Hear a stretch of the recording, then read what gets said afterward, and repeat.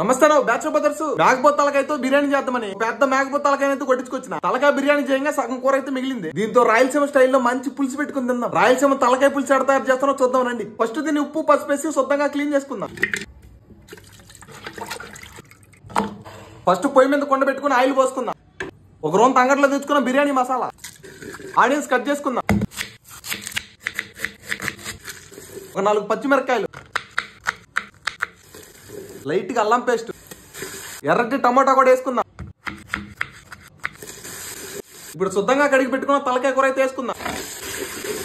Light గా పసుపు, రాయలసీమ వంట కాబట్టి ఘాటు కారం, రొంత ఉప్పు, సరిపడా నీళ్లు,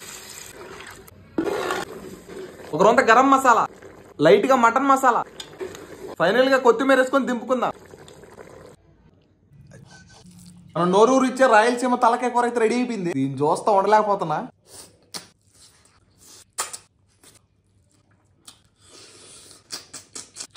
రాయలసీమ స్టైల్ చేసిన మేక తలకాయ కూర అయితే అదిరిపోయింది.